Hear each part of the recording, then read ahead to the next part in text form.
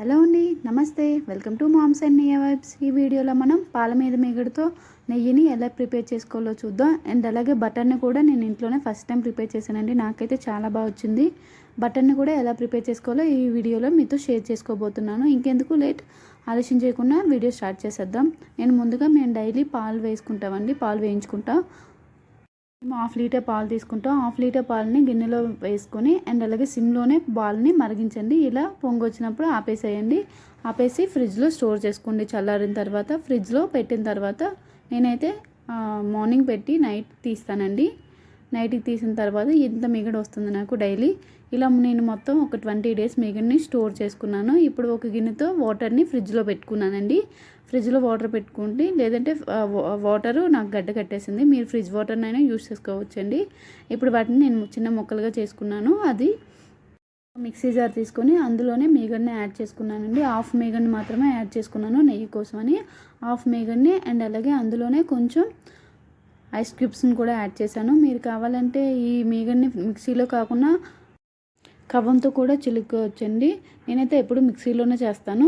And అలాగే ఇప్పుడు దీంట్లోనే కొంచెం ఐస్ క్యూబ్స్ వేసాను కదా, దీన్ని మిక్సీ పట్టుకోండి. మిక్సీ పట్టుకుంటే మనకి ఈ విధంగా పైకి తేలుతుంది. నేను ఒక వాటర్లోకి తీసుకున్నాను. దాన్ని ఐస్ వాటర్ యూజ్ చేయండి. ఐస్ వాటర్ వల్ల మనకి ఏంటంటే తొందరగా పాలు అండ్ అలాగే మీగడ అనేది సపరేట్ అవుతుంది. ఒకసారి ఒక 2-3 సార్లు క్లీన్ చేసుకోండి ఐస్ వాటర్లో. అండ్ అలాగే 2 సార్లు నార్మల్ వాటర్లో కూడా క్లీన్ చేసుకొని ఒక పక్క తీసుకొని ఒక గిన్నెలోకి తీసుకొని ఆ గిన్నెని స్టవ్ మీద పెట్టండి. స్టవ్ ఎప్పుడు లో ఫ్లేమ్లోనే ఉంచండి. ఇప్పుడు ఇలా పొంగిన తర్వాత అలాగే కలుపుతూ ఉండండి. ఒక 5 మినిట్స్ కలిపితే మనకి ఆ పొంగటం అనేది తగ్గుతుంది. పొంగటం తగ్గిన తర్వాత అందులోనే ఒక రెండు కరివేపాకులను కూడా యాడ్ చేసుకోండి.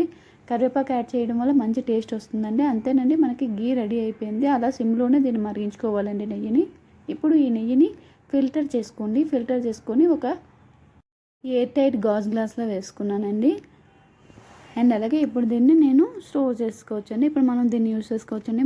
నాకైతే చాలా చాలా బాగా వచ్చింది. నాకైతే ఫుల్ బాటిల్ వచ్చింది. I'm happy. అండ్ అలాగే ఇప్పుడు మనం బటర్ని ఎలా ప్రిపేర్ చేసుకోవాలో చూద్దామండి. నాకు మిగిలిన మీగడ ఉంది కదండి, కొంచెం మీగడ, ఆ మీగడని వేసుకున్నాను. మీగడని వేసుకున్న తర్వాత అందులోనే ఒక 1/2 స్పూన్ పసుపు వేయండి. పసుపు యాడ్ చేయడం వల్ల ఏంటంటే మనకు బయట మార్కెట్లో దొరికే బటర్లానే ఉంటుంది. అండ్ అలాగే నేనైతే సాల్ట్ యాడ్ చేయట్లేదండి. మీరు సాల్టెడ్ బటర్ కావాలంటే సాల్ట్ కూడా యాడ్ చేసుకోవచ్చు. మిక్సీ చేసుకోండి. మిక్సీ చేసుకున్న తర్వాత మనకి ఫ్రెష్ క్రీమ్లా రెడీ అవుతుంది. ఇది మార్కెట్లో అవైలబుల్గా దొరుకుతుంది కదా, అలా కూడా మనం యూజ్ చేసుకోవచ్చు. అండ్ అలాగే ఇప్పుడు నేను అందులోనే ఒక 3 ఐస్ క్యూబ్స్ని యాడ్ చేస్తున్నాను. మీరు వాటర్ని కూడా యాడ్ చేసుకోండి. యాడ్ చేసుకున్న తర్వాత ఇలా వాటరు అండ్ అలాగే వెన్న కూడా సపరేట్ అవుతుంది.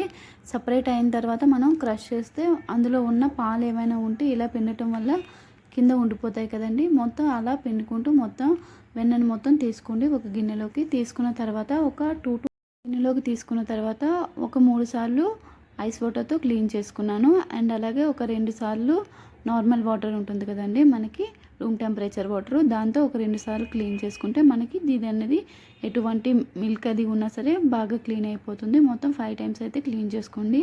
క్లీన్ చేసుకున్న తర్వాత 5 టైమ్స్ కంపల్సరీగా అయితే క్లీన్ చేసుకోండి. ఎందుకంటే అందులో పాలు ఉంటాయి కదా, దానివల్ల మనకి మళ్ళీ స్టోర్ ఎక్కువ రోజులు ఉండదన్నమాట. దీన్ని మనం 10 to 15 డేస్ స్టోర్ చేసుకోవచ్చండి. ఇలా మొత్తం క్లీన్ చేసుకున్న తర్వాత నేను ఒక ప్లాస్టిక్ పేపర్ పైన వేసాను. మీ దగ్గర బటర్ పేపర్ ఉంటే బటర్ పేపర్ని కూడా యూస్ చేసుకోండి. ప్రెజెంట్ నా దగ్గర బటర్ పేపర్ లేదు, అందుకని ఒక బాక్స్ తీసుకుని అందులో